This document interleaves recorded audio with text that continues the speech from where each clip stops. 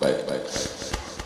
Assalamualaikum Pak Ustaz. Waalaikumsalam warahmatullahi wabarakatuh. Kenapa kita kena pegang akidah Asy'ariyah atau Asy'ariyah sedangkan sudah ada akidah Rasulullah?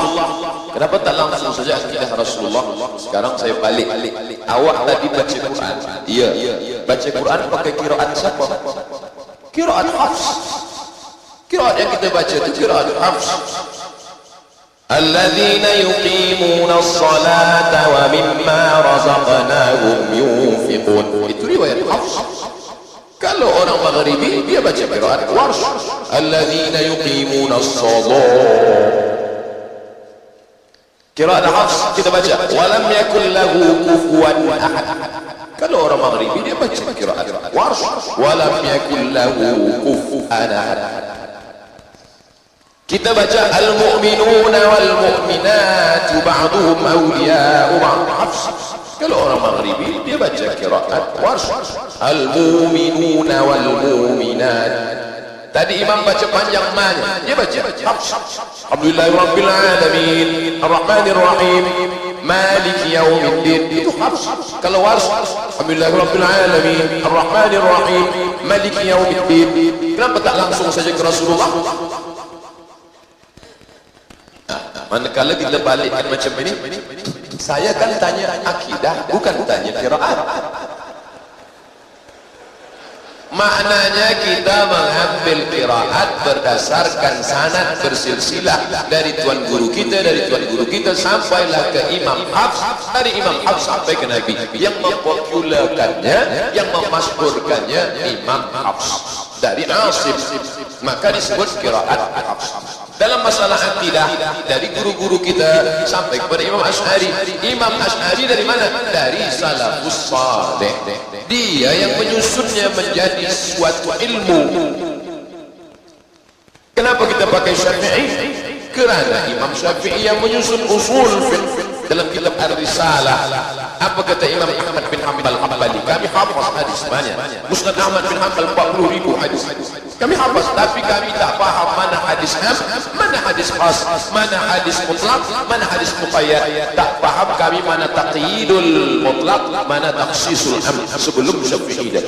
Maka ilmu paling hebat tentang melahirkan hukum-hukum, ilmu usul fiqh dalam kitab Ar-Risalah 300 muka surat. Nabi panggil muridnya bernama Rabi' Al-Muradi. Rabi', ta'al, tulis Ar-Risalah, tulis surat aku. Lalu Rabi' pun menulis surat. Syafi'i terus berkata-kata, bercakap, dan Rabi' menulis 300 muka surat tanpa ada Google.com. Ini tentang masalah mengapa kita pegang Asy'ariyah atau Asy'ariyah, kerana ia yang menyusunnya menjadi sebuah ilmu. Pernah Nabi mengajarkan idgham, ikhfa, iqlab, qalqalah, gunnah, bila gunnah, 1 mat, 2 mat, 3 mat? Mana ada? Kalau gitu bacalah Quran menurut Nabi. Awak ada dengar Nabi baca Quran? Oleh sebab itu maka ada 3 yang tidak ada dalam agama lain. Yang pertama nasab, yang kedua sanad, yang ketiga i'rab. Maka belajar nahwu, memahami kitab. Ra'aitu Muhammadan, marartu bi Muhammadin, ja'a Muhammadun. Ini tak ada dalam bahasa Jawa. Dalam bahasa Jawa, I see Muhammadan, I am walking with Muhammadin. Mana ada? Oleh sebab itu maka kita mesti kena belajar baik-baik. Tidak ada ustaz datang. Ada orang berkata ilmu tasawuf itu haram dipelajari sebab tidak berasal daripada Nabi. Tapi selama ini saya tahu ilmu tasawuf itu wajib dipelajari.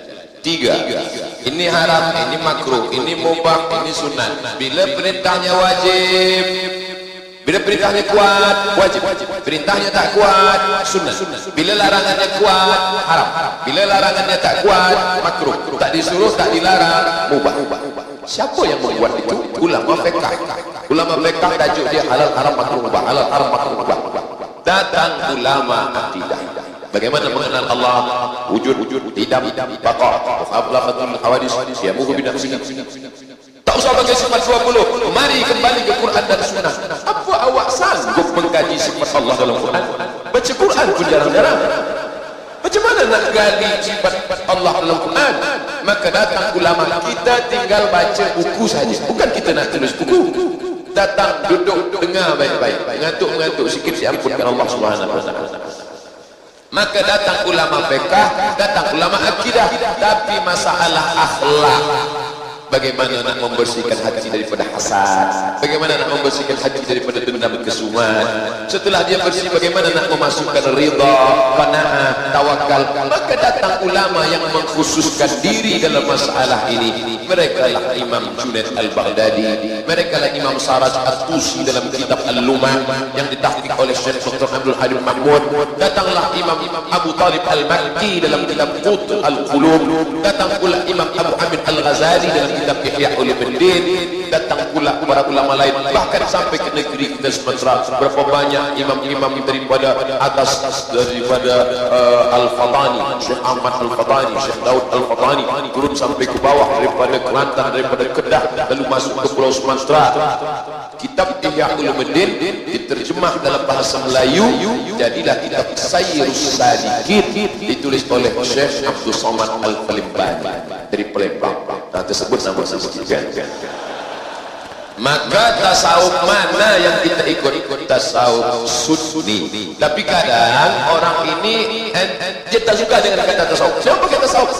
Tapi manakala kita baca kitab yang dia tulis, kita bandingkan dengan tasawuf, gua itu juga. Tapi sampul dia ganti, judulnya apa? Tazkiyatun nafs. Maulid Nabi tak boleh, Maulid Nabi bid'ah. Tapi manakala datang 12 Rabiul Awal, apa dia buat? Daurah sirah Nabi. Isinya sama, isinya mengkaji Nabi juga. Peringatan 1 Muharram, bid'ah tak boleh. Tapi pada bulan Muharram, apa dia buat?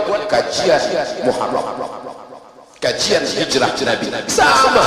Maka jangan mahu dirosakkan oleh kerana istilah tasawuf diambil dari kata safa. Apa itu? Man safa qalbuhu lillah, mensucikan hati. Bukan tasawuf yang menyatu dengan Tuhan. Tuhan yang tinggi namanya Gusti, yang bawah namanya Kaula, menunggangi Kaula Gusti, menyatu dengan Tuhan. Bukan itu tasawuf kita. Tasawuf sunni yang dituliskan oleh para ulama Ahlus Sunnah wal Jamaah. Selama ini kami beramal dengan hadis dhaif, tapi ada ustaz yang kata haram beramal dengan hadis dhaif kerana hadis dhaif sama dengan hadis palsu. Dua kemungkinan, ustaz itu salah atau yang bertanya ini tak paham.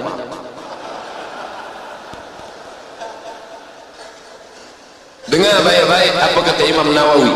Ittafaqa ahlus sunnati, ittafaqal ulama ala jawazil amali bil hadis dhaif.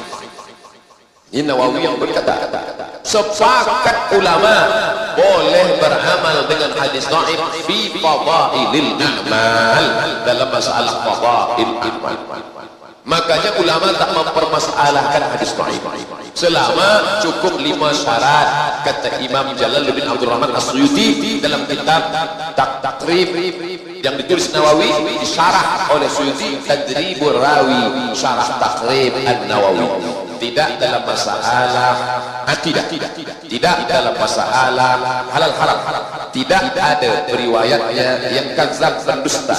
Dia dalam masalah fadail amal dan masih beri payung, bernaung di bawah hadis sahih, maka boleh pakai hadis sahih. Allahumma barik lana fima razaqtana wa qina azabannar. Belum lagi kurma itu masuk ke mulut dah berkelahi. Hadis sahih jangan pakai, jangan pakai hadis sahih. Aku 5 tahun mabuk minum khamar, tak ada orang melarang. Hari ini baru baca Allah malaka suntu kau larang aku. Ini untuk kau. Orang menjadi rusak persaudaraan kerana hadis dhaif. Maka hadis dhaif boleh diamalkan selama cukup 5 syarat. Bukan masalah halal haram, bukan masalah akidah. Tidak ada periwayatnya yang kadzab pendusta. Dia masih bernaung di bawah hadis sahih. Dan untuk fadail amal, utlubul ilma walau bis-sin, tuntutlah ilmu walau ke negeri Cina. Itu bukan hadis palsu, Tapi katanya dia ada dalam kitab Al-Mawdu'at, jangan baca satu kitab. Sebab Ibnul Qayyim penulis Al-Mawdu'at melampau. Ulama lain tidak mengatakan penuntut ilmu ke negeri Cina itu hadis palsu, tapi hadis dhaif, setakat dhaif, tak sampai pada maudhu'. Maudhu' palsu, bukan hadis sama sekali. Al-Bazinjan syifa'un min kulli da', terong obat dari segala macam penyakit. Itu memang palsu. Siapa yang membuat? Tukang jual terong. Supaya dia laku, dia buat hadis palsu. Maka ini tak betul. Maka kita mesti tengok ini hadis sahih di bawah sahih, hasan di bawah hasan, dhaif di bawah dhaif, maudhu'. Bila dia maudhu', kita tak boleh pakai sama sekali. Tapi dia dhaif, boleh dipakai bila cukup 5 syarat. Jangan baca kitab Zakaria Kandahlawi Fadail Amal, banyak hadis dhaif. Bila Fadail Amal Zakaria Kandahlawi tak boleh dipakai, maka tak boleh pakai Sunan Tirmizi, sebab Sunan Tirmizi banyak hadis dhaif, Sunan Abi Dawud banyak hadis dhaif, bahkan Musnad Ahmad bin Hanbal rata-rata banyak hadis dhaif di dalam, tak boleh pakai. Apa makna Imam Ahmad bin Hanbal memasukkan hadis dhaif dalam kitabnya? Supaya orang tahu bahawa hadis dhaif boleh dipakai. Bolehkah kita tak mahu ikut ulama atau mazhab? Kami nak ikut Quran hadis sahaja, kerana ulama pun manusia biasa macam kita. Boleh jadi ulama pun tersalah juga. Bila kereta awak rusak, BMW yang tadi rusak, apakah awak langsung terus saja perbaiki sendiri atau bawa kepada ulama? Dia bawa kepada ulama. Dia tanya, hai ulama BMW, apa agaknya kerosakan ini? Bila dalam masalah kereta engkau bawa pada yang alim, kenapa masalah agama engkau kata engkau boleh kerjakan sendiri? Ini maknanya kita ni manusia macam tangan, ada tinggi, ada sedang, ada rendah, ada gemuk, ada kurus, ada yang 42 kilo. Begitu juga dengan hidung, ada mancung, ada feses. Ini kita ni memanglah manusia sama. Imam Syafi'i bila ada orang berkata aku dengan Syafi'i tiada beza, bila Syafi'i boleh ambil terus direct ke Quran Sunnah, mengapa aku tak boleh? Syafi'i makan, Syafi'i minum. Bila Syafi'i boleh, mengapa aku tak boleh?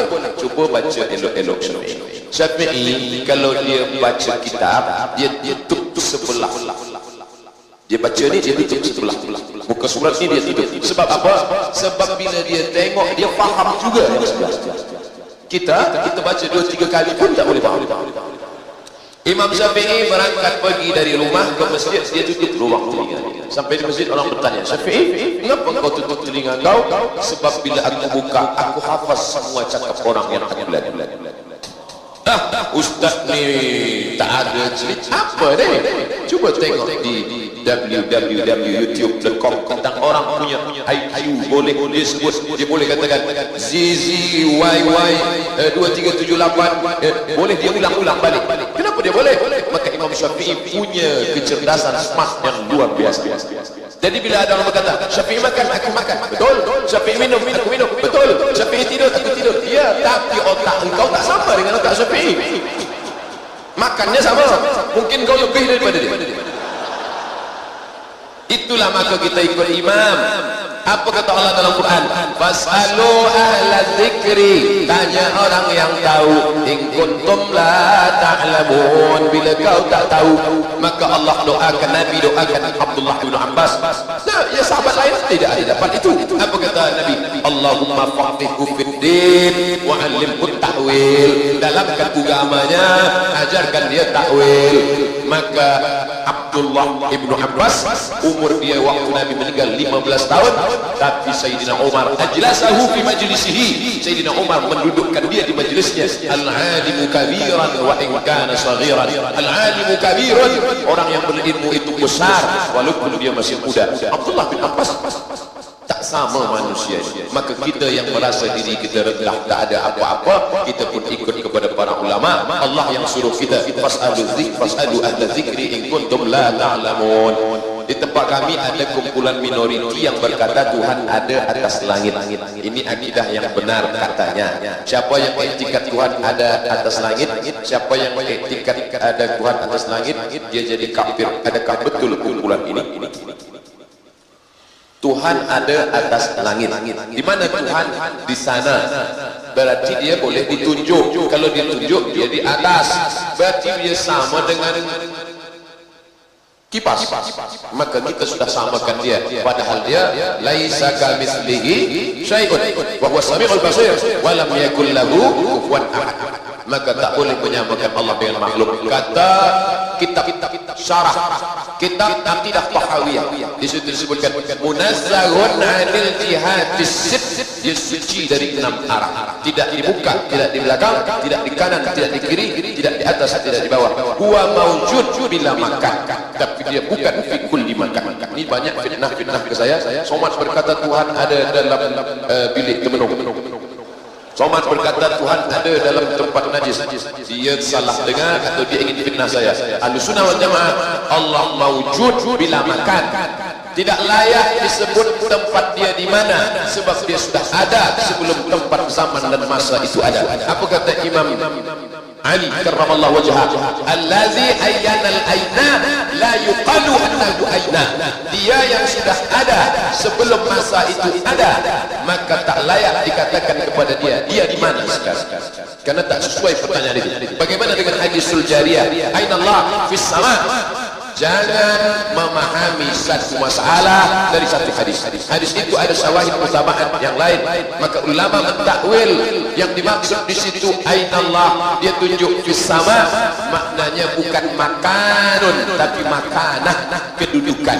Di mana berada tuan raja, dia di atas walaupun dia sedang duduk di bawah. Kerana yang dimaksud dia di atas bukan tempatnya tapi kedudukan dia yang tinggi. Kerana mengatakan bertempat, maka hilanglah dia dari kesucian. Allah maujud bila makan, munazzahun 'anil jihadis sitt. Wallahu a'lam.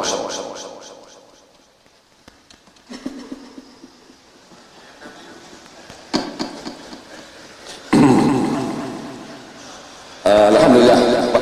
Faham tak tadi? Allah. Kalau tak faham juga dalam.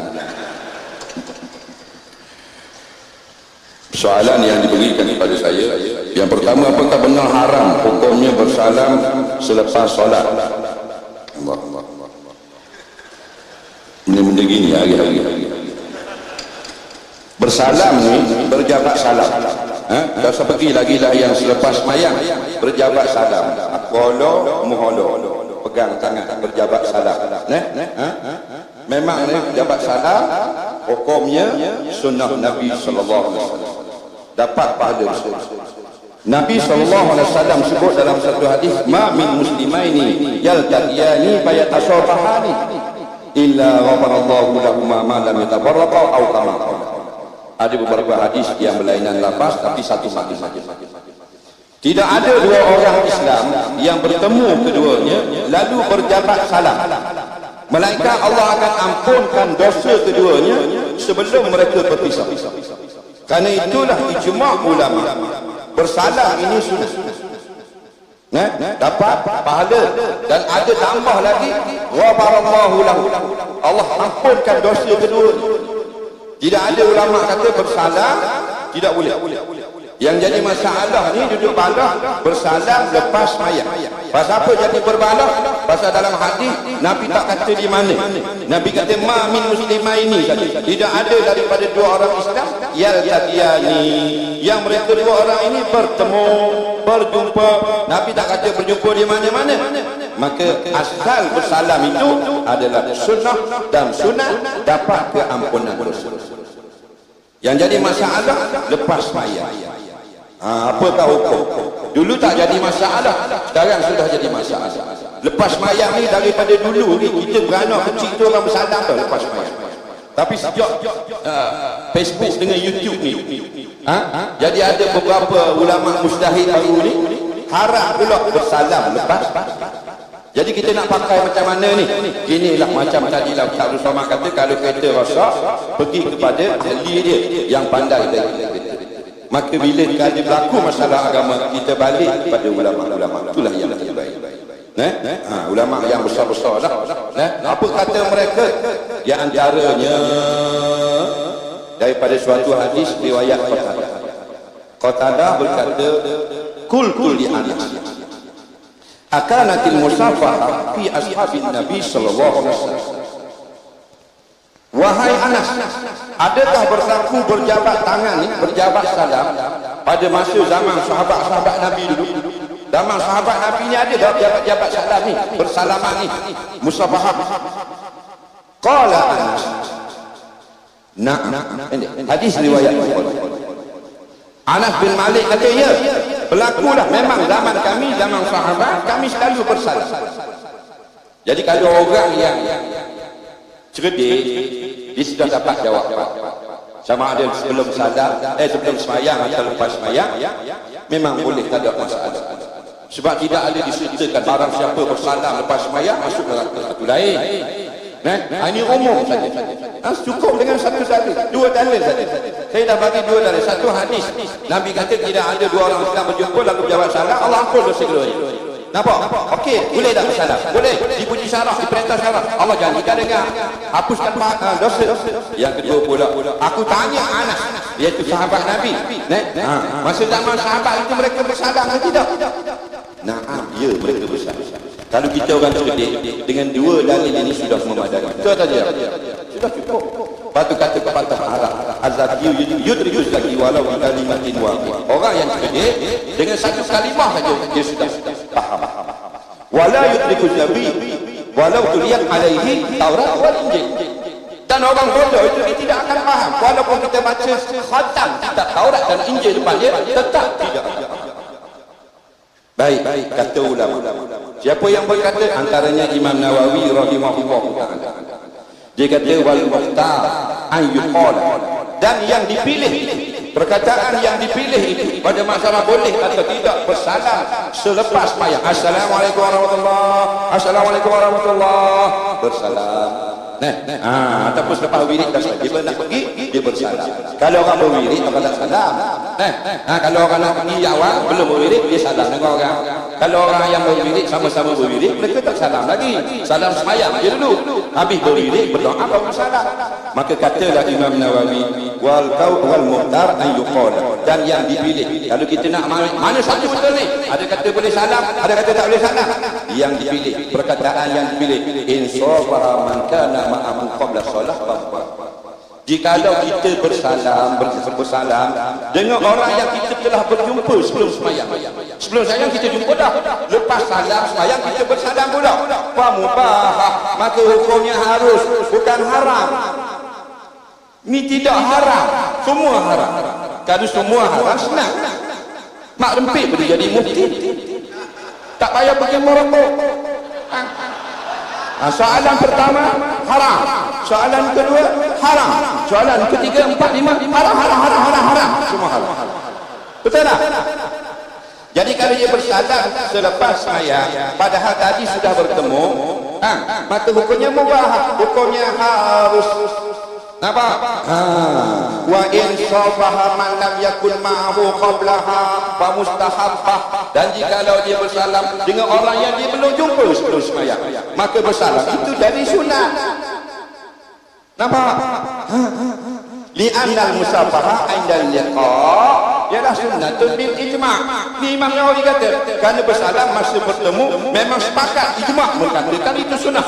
Kerana ada sebut dalam hadis yang yang jadi masalah khilaf lepas sembahyang. Okey. Allah. Soalan yang yang haram tu ada Ustaz. Yang haram saya pun tak pernah buat lah, tapi memang haram. Dalam sembahyang. Nampak? Sebab Nabi ada sebut bila kita sembahyang dan ada orang yang nak minta depan kita, taklah kamu tahan. Jadi bila kita tahan, dia pun itu haram tak? Jangan buat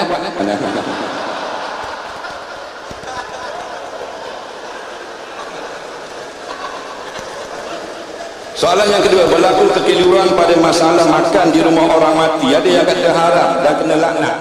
Mohon tak jawab supaya hilang kekeliruan ini. Allahumma. Ada orang kata haram makan rumah orang mati. Dan kalau kita makan kena laknat. Ini masalah.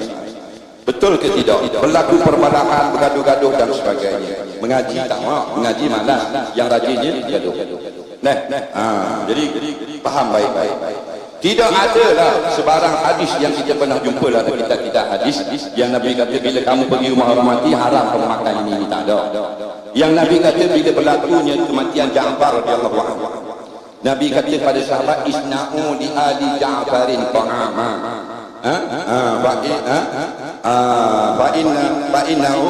fa'innahu atahuma yushghiluhum atau kama qala, buatlah makanan pergi hantar rumah Ja'far yang meninggal hari ini, kerana mereka itu sudah datang perkara yang menyibukkan mereka.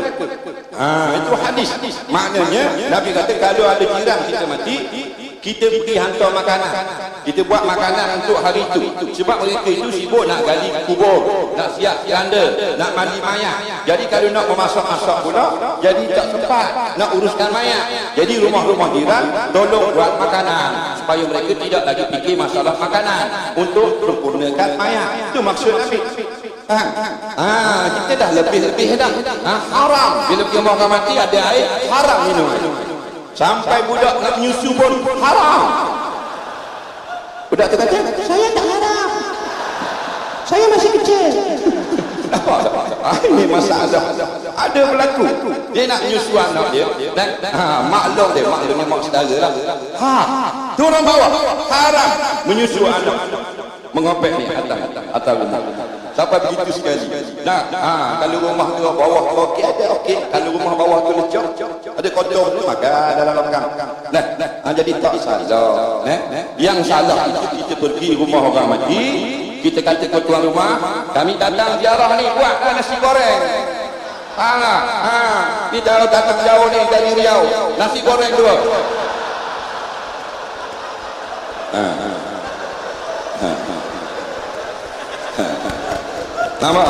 Itu kalau dari dia, yang dari Jawa pula dari kami buat menyusahkan mereka. Lepas tu dalam kitab apa benda dalam fatwa dia Darul Qatar ini negeri Islam lah. Fatwa negeri Qatar mengatakan al-murad yang dimaksudkan, yang dilarang itu ialah at-ta'amul ladzi yusna yutakaffalu fihi li hadhihi musibah. Yang dilarang ialah dikerja dibuatkan makanan menyusah-nyusah sebab berlaku musibah. Itu yang dilarang. Apa? Amma iza amila ahlul mayyit ta'aman ladzi al-'adi jaza. Ada pemakanan yang tuan rumah buat dan biasa mereka buat. Makan tengah hari, makan petang, nak balik sekolah. Walaupun ayah hanya meninggal nak mandikan ayah, anak balik sekolah boleh makan. Jaza. Mati atau baca talqin bila mati sia-sia dia kata. Sebab apa? Sebab orang mati dia sudah tidak boleh mendengar. Dia datangkan ayat pula ni. Wa ma anta bimusmi'in man fil qubur. Kamu tak boleh dengarkan orang yang sudah mati di dalam kubur. Itu masalah. Jadi pada kita ni kalau suka agama, dengar dalil ni, ini betul. Ini betul. Mazhab Syafi'i mengaruh dah. Ini ayat Quran. Ayat Quran kata kamu wahai Nabi tidak mampu menjadikan orang yang dalam kubur itu boleh mendengar. Kenapa kita tak ikut balik ikut Quran? Waktu mereka kata mereka betul, mari balik kepada Quran dan hadis. Tinggalkan ulama-ulama. Macam saya kata tadi, kalau tak belajar ni dah jadi. Suka-suka je dia. Memang betul ni ayat Quran, menggunakan ayat Quran betul, tapi maksudnya batil, nak menyesatkan orang. Bila kita gosok air condition hawa dingin, kita tak pergi mana kedai mozaik, kedai simen, kita pergi kedai air condition sebab kita cerdik. Faham? Kalau gosok maknanya pipe, air kita gosok, kita akan cari tukang pipe, kita tak akan cari tukang elektrik, kerana kita orang cerdik, tidak bodoh. Maka malam ni kita orang cerdik, kita bodoh. Seketik, ini ayat Quran. Kita nak tanya ulama Facebook ke nak tanya ulama tafsir? Kita tanya ulama tafsir. Antara yang berkata ayat ini bukan makna orang yang mati, ayat ini maknanya orang kafir. Orang beriman tak sama dengan orang kafir. Allah serupakan orang kafir macam orang mati. Sebab itulah kalimah Arab ini maknanya ni ada dua makna. Kalau tidak hakiki, makna majazi. Kalau tidak, makna sebenar, makna yang jauh, makna tidak. Nampak? Memang sebut dalam Quran, kamu ni tidak akan dapat beri dengar man fil kubur, orang dalam kubur. Apakah makna man fil kubur? Buka kitab tafsir. Ibnu Katsir ni imam mufassiri, ahli tafsir. Dia kata apa? Dia kata qala qatada kullu hada misal. Ini misal. Ini perbandingan, bukan kau. Kalau Allah tidak izinkan, kerana mereka sama macam orang yang tak boleh guna ayat ini dalam masalah orang mati tidak boleh. Dalam peristiwa perang Badar, Nabi SAW dibawa kepada mayat-mayat tentera musyrikin yang terbunuh. Nabi panggil sahabat bawa pergi tunjuk mayat-mayat musyrikin. Dalam riwayat mengatakan 3 hari mayat itu dibiarkan situ sebelum ditanam. Lalu Nabi pergi tengok, dia makin membusuk, nak pecah perut dah. Nabi panggil mayat tu.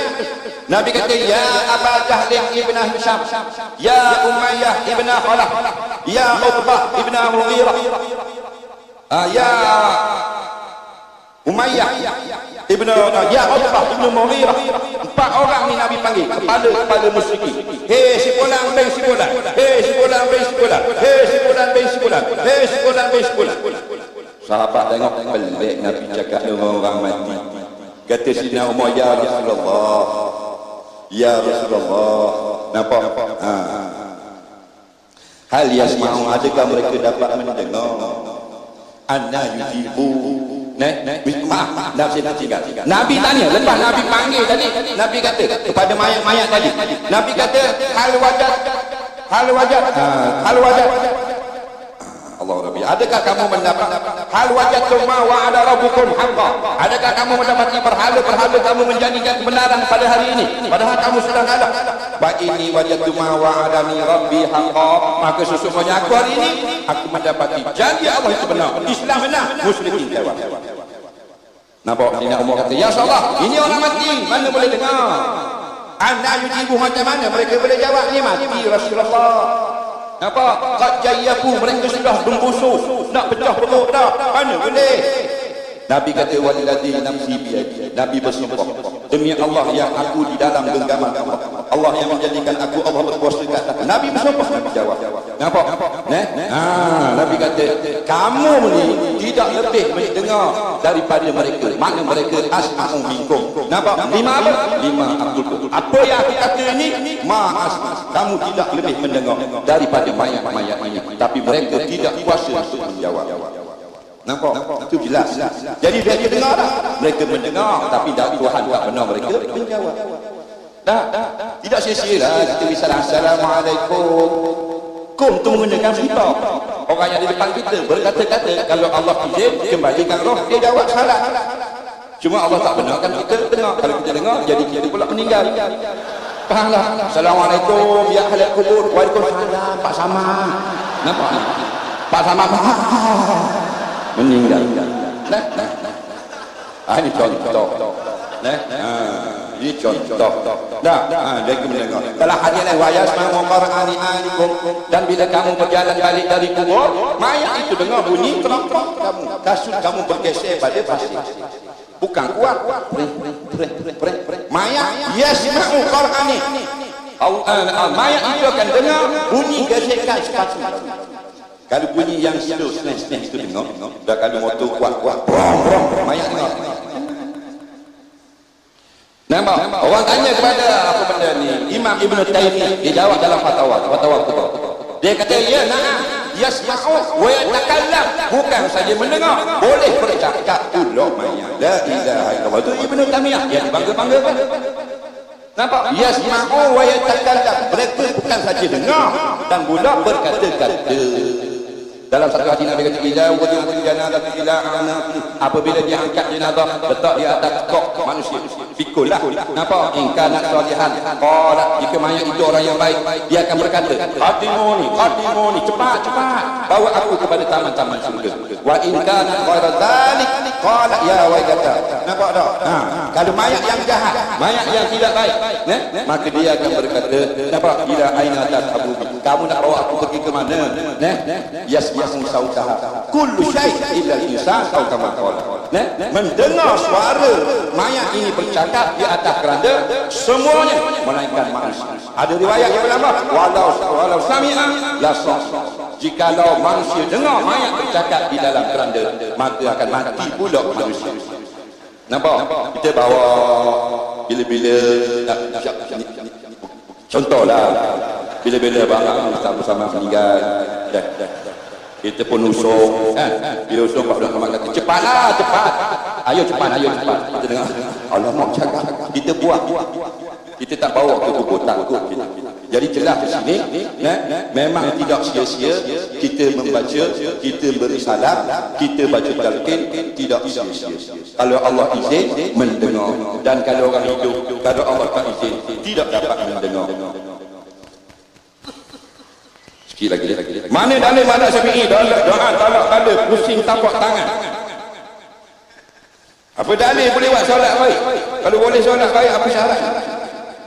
Dia kata apa dalil orang mazhab Syafi'i semayang baca doa pusing tangan. Tolak balik. Dalilnya ada dalam kitab Sahih Muslim. Dalam kitab Sahih Muslim, inna nabiyya sallallahu alaihi wasallam istasqa. Nabi pernah semayang minta hujan.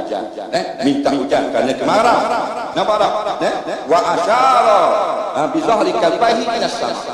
Nabi mengisyaratkan belakang tapak tangannya ke langit begini. Jadi ada imam kan bila dia tolak bala sampai kat bala dia pusing. Nampak tak? Sampai kat doa biasa dia buat ini asal sunnah. Tapi Nabi hak lain pun begini. Tapi dalam solat kita ucap Nabi pusing menunjukkan boleh tak kita ikut. Boleh selagi tidak ada Nabi kata jangan ikut, ini khususiah aku saja.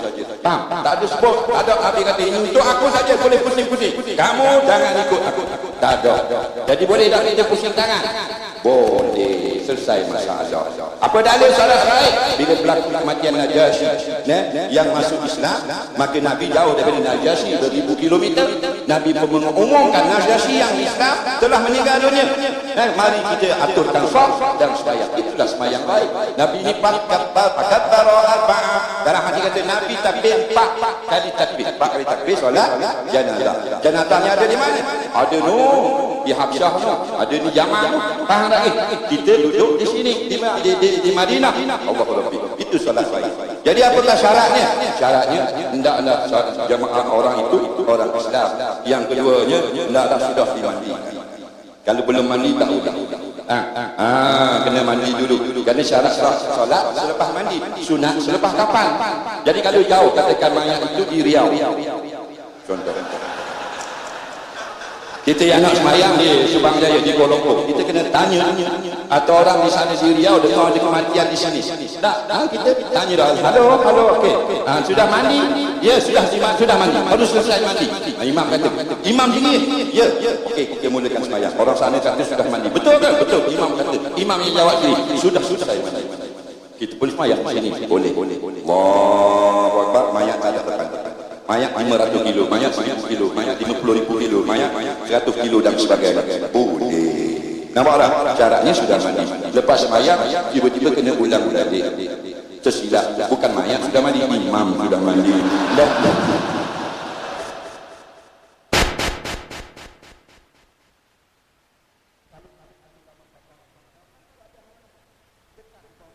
Sebelah rumah saja masjid. Kenapa tak? Dengan rumah kita tak mau turun dekat mayat ada, kita nak sembahyang baik dekat rumah saja. Boleh. Bila boleh? Ada. Contoh halangan, ada binatang buas. Antara kita dengan masjid ada rimau terlepas. Nampak? Kalau kita turun juga jadi dua mayat. Nampak tak? Jadi dibolehkan. Allah Rabbi. Soalan yang terakhir bagi saya. Tentang batal wuduk sentuh wanita kenapa tidak ikut Quran mengatakan tak batal. Kalau sentuh kuku batal tidak. Habis benda ni nak boleh. Dia kata kenapa kita tak ikut Quran kata batal wuduk, kalau sentuh wanita Quran tak kata batal. Dia kata kenapa kita mazhab Syafi'i ikut kata batal. Mazhab Syafi'i ini Imam Syafi'i lah. Imam Syafi'i ini dia ikut Quran lah. Dia hafal Quran umur 5 tahun. Faham? Kita 55 alif bata. 55 alif bata baru nak masuk belajar alif bata. Itu pun hari pertama sampai tempat belajar balik semula tak jadi apa, tertinggal gigi. Gigi lupa bawa. 5 tahun sudah hafal Quran. 4 tahun hafal syair-syair jahiliyah Arab. Beribu-ribu syair. Umur 9 tahun menjadi qari di penjuru rukun Yaman. Baca Quran lepas sembahyang asar, orang mendengar semua menangis. Nampak? Umur 9 tahun. Tak? Kita 9 tahun hidup macam kembung. Cium tepung. Umur 15 tahun dibenarkan oleh Imam Malik menjadi mufti di Madinah. Menjawab dan mengeluarkan fatwa. 15 tahun. Kita 55 tahun gua ingin bagi Ciro tuan lagi nak 55 tahun. Lepas sempang lebih pula. Jadi memang batal ini Imam Syafi'i ambil daripada Quran. Nampak tak? Au jaa ahadun minkum minal ghaid aw lamastumun nisa, atau kamu baru keluar daripada tandas, daripada WC, daripada tandas. Tandasnya baru keluar buat pula tandas. Goreng ikan kering. Kalau tidak berak kencing, mana batal wuduk ke? Batal wuduk. Atau kamu baru keluar dari tandas. Biasa dalam tandas ni orang batal wuduk kan? Kalau keluar buang air besar batal wuduk, buang air kecil batal wuduk. Ke jimak dalam tandas. Nampak tak? Jadi bukan junub dah junub depan. Wa kuntum junuba. Jikalau kamu junub itu atas. Bawah ni auja ahadun minkum minal ghaid, atau kamu baru keluar dari tandas. Ini misalan daripada kamu baru selesai kencing atau berak, batal wuduk dah. Batal wuduk. Dan sambung aula mastumun nisa, atau kamu sentuh wanita. Fatimah Syafi'i kata, sentuh wanita membatalkan. Nah. Baik, dia kata kalau kuku batal atau tidak? Yang batalnya kulit. Kulit sentuh kulit. Kuku tidak batal. Kuku tidak batal. Tulang tidak batal. Kita sentuh tulang bini tak batal. Rambut tidak batal. Kita nak keluar sembahyang, ini kata bang, tolong buat ekor kuda. Tahu tak ekor kuda Ustaz? Ekor kuda kan? Yang panjang tu lah. Panjang pula 3 tu cara ikat kita bawah. Ekor kuda kalau pendek pigtail. Ekor babi. Nampak tak? Jadi laki dia pun, suami dia pun pegang rambut pula ikat dengan getah. Terus naik sembahyang. Tidak batal pasal pegang. Gigi tulang. Dulu mengaji mula-mula kita patah mengenai dan sebagainya. Dan kita sampai nanti Najah dia kata tulang. Tulang. Bini kita 3 tulang kita pegang. Tak boleh kena ada guru. Maksud tulang gigi. Gigi. Macam mana kita sentuh gigi? Gigi terkeluar. Dia orang Indonesia Pak Ustaz. Dia suka short form, dicampur-campur. Dia panggil apa? 2 perkataan buat. Dulu saya pergi dia apa di Medan mula apa? Plesetan. Plesetan. Lagu tu. Kau pandai. Dia tulis dekat apa ni apa benda ni. Medan ni punya airport dia apa benda ni. Dah tu baru. Polonia bandara maknanya bandar udara. Bandar udara dia Indonesia dia banyak lagu tu. Saya pergi dia apa namanya di Siantar warung kopi. Pandai Indonesia ni. Jadi mudah lah. Warung kopi. Nampak? Kalau Ustaz ni ada tak yang paling popular?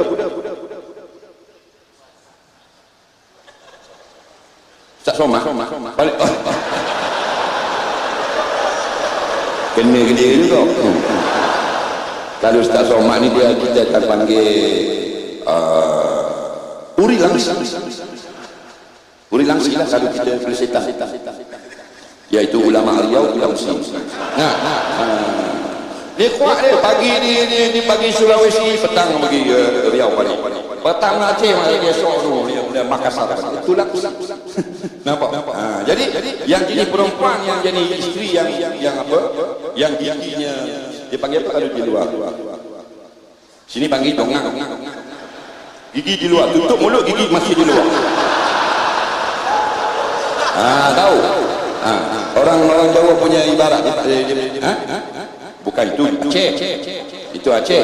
Dia panggil apa ni? Bukan. Giri bawah. Giri bawah. Giri bawah apa? Gigi istri banyak di luar. Nama gigi. Jadi kalau sentuh gigi tidak membatalkan. Tidak membatalkan. Yang batal sentuh tulis. Dalam pandangan mazhab lain ada yang dikaitkan dengan syahwat. Patut kadang-kadang dengan celahan kenapa lah mazhab ni dan semua tak betul. Tanda kata tak betul tak mau ikut Nabi. Jangan. Kalau kita kata bermazhab tidak betul, kita sudah menghina sahabat-sahabat Nabi. Dan mula mazhab itu berlaku dalam sahabat semua tidak popular.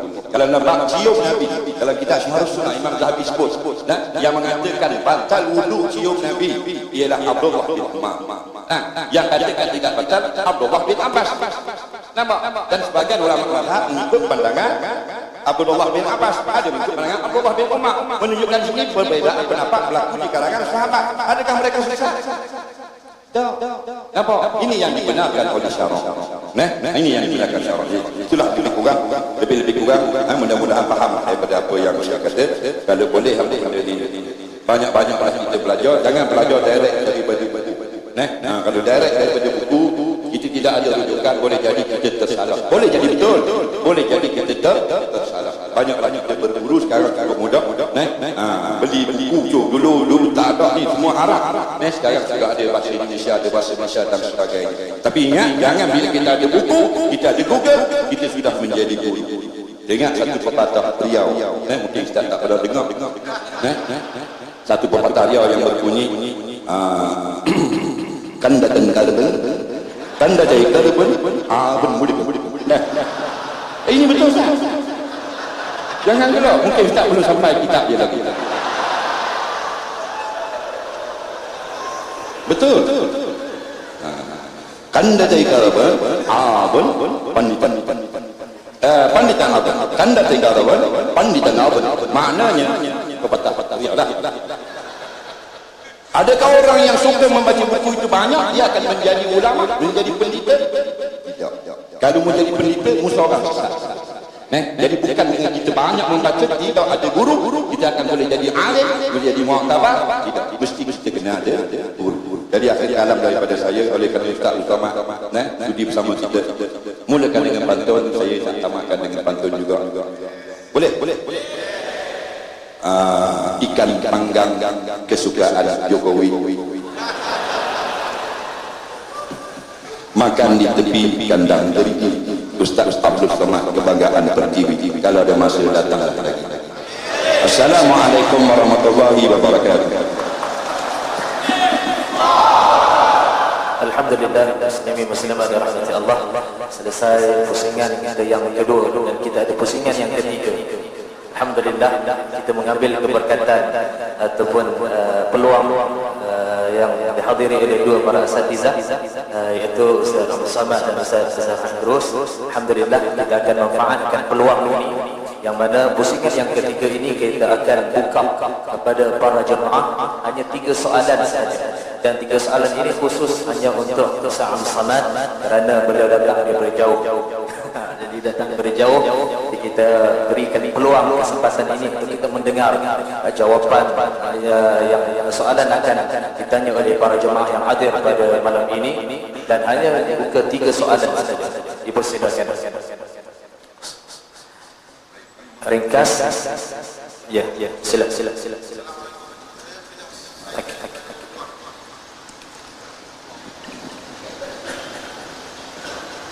Assalamualaikum, nama saya Firdaus. Saya tengah belajar Al-Quran, tengah belajar Islam. Saya nak tanya, kenapa agama Islam tak boleh bersatu dengan politik, bercanggah?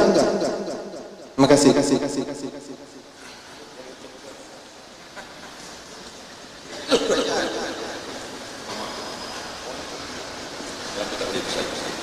Kenapa agama Islam tidak boleh bersatu dengan politik, bercanggah dengan politik?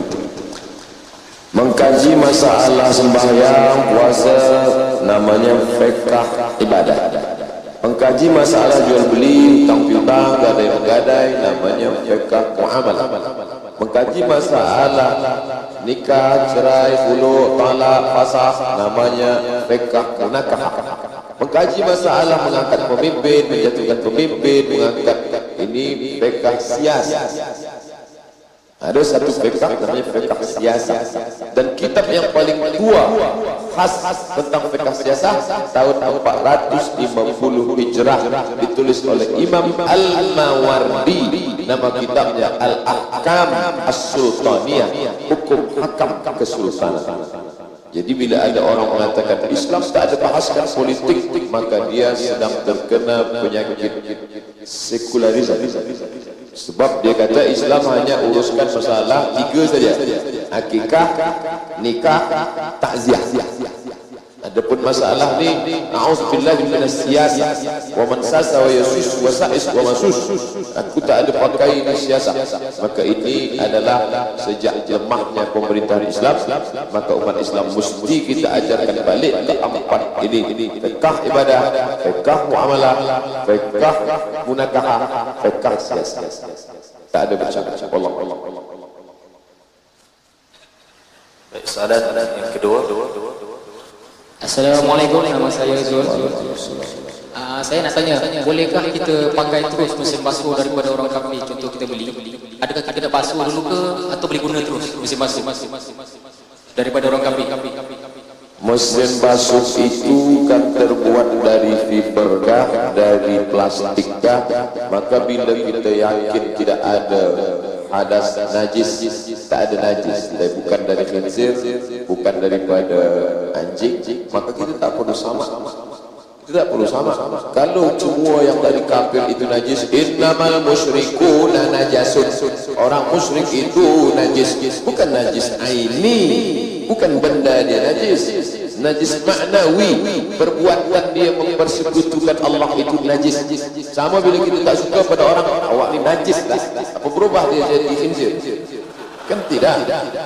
Maknanya najis maknawi, bukan najis aini. Bila semua yang dibuat dari pabrik orang kafir najis, maka ini mesti kita sama dulu. 7 kali pakai air, 1 pakai air tanah, 1 kali pakai air pun kita tak boleh pakai lagi. Oleh sebab itu maka alat-alat yang datang daripada mesin basuh kah, kereta kah, maka bila tidak ada dia kena najis, maka najis yang berat yang mesti disama. Idza walagal qalbu fi ina'i ahadikum, bila anjing menjilat, menjulurkan lidahnya pada bejana tempat air kamu, fa ahriqu, tumpahkan semua, basuh 6 kali pakai air biasa, 1 kali dengan air bercampur air tanah. Allah.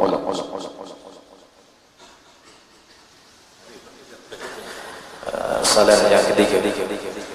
Assalamualaikum. Saya tanya kepada Ustaz, kenapa Islam sekarang susah untuk menyatu? Karena Islam sekarang pakai dipecah. Soalan yang sama soalan yang ditanya. Ya. Assalamualaikum Ustaz, saya Ustaz Nasyarul. Mau bertanya sama Ustaz, asal daripada Aceh. Dalam mazhab Syafi'i mengeluarkan zakat fitrah yaitu dengan makanan asas atau makanan pokok. Jadi dalam mazhab Hanafi boleh mengeluarkan makanan asas dan juga boleh dengan harganya. Jadi yang berlaku dalam masyarakat kita sekarang mengeluarkan zakat fitrah dengan harga makanan pokok, tetapi mengikut ukuran mazhab Syafi'i. Harganya dengan mazhab Hanafi mengikut ukuran Syafi'i. Adakah dibolehkan dalam menunaikan zakat fitrah atau tiada? Sekian. Berat 1 sa' menurut mazhab Syafi'i adalah 2.5.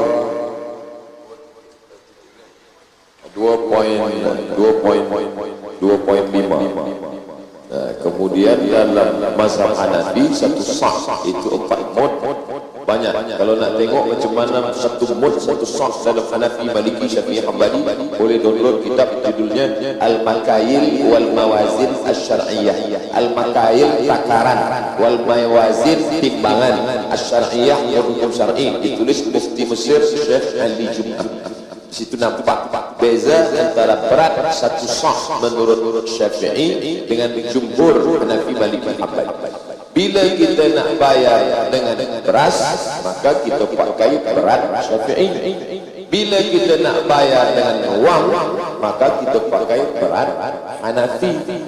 Tapi bila kita pakai dengan wang, dengan berat Syafi'i, maka secara talfik dia sudah sungsang, terbalik, sebab dia tak pakai. Kerana dengan mazhab Syafi'i, dia makanan pokok, makanan asas, gandum. Qutul balad, makanan balad negeri itu makan apa. Sedangkan Hanafi saja sendiri, mazhab Hanafi yang boleh diuang. Adapun Maliki, Syafi'i, Hambali, maka dia dengan makanan. Saya sendiri membayar dengan beras dari dulu, saya tak pernah bayar dengan wang. Tapi Syekh Ali Jum'ah dalam kitab Al-Bayan lima yus'ilul adhan, di situ dia katakan boleh dengan wang.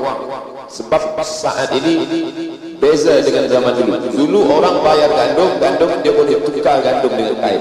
Zaman sekarang pakai miskin, takkan dia pergi bawa beras tukar dengan kain. Beras tu dia jual balik dengan wang.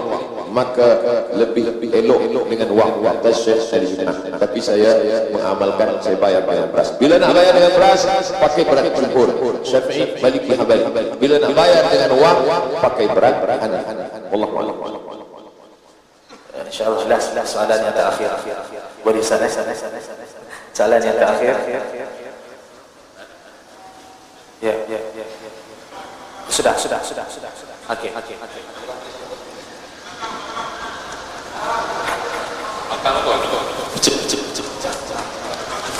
Assalamualaikum warahmatullahi wabarakatuh. Ustaz, nama saya Ibnu Jafran dari Padang Langkat, Sumatera Utara. Dari pertanyaan, saya ingin motivasi dari Ustaz kepada semua anak muda yang ada di sini, khususnya para pemuda yang sedang dalam ikhtiarnya mencari jodoh. Bagaimana motivasi Ustaz bagi kami semua, amalan yang paling utama selain daripada puasa, agar kami dapat menjaga diri kami daripada kemaksiatan yang sedang merajalela di dunia ini, dan bagaimana cara kami untuk meyakinkan para calon mertua kami yang terkadang memberikan batas mahar itu tidak rasional. Kalau tidak 20.000 ringgit, talihlah dengan anakku. Macam itu aja Ustaz, terputus tadi. Kalau tak sampai 30.000 ringgit, kau tak boleh dengan aku. Apalagi lain, haram juga anak. Macam itu Ustaz. Assalamualaikum warahmatullahi wabarakatuh. Fas'alu ahla zikri, tanyalah orang yang paham. In kuntum la ta'lamun. Masalah ini tentulah saya, mertua saya baru satu saja. Hanya lebih.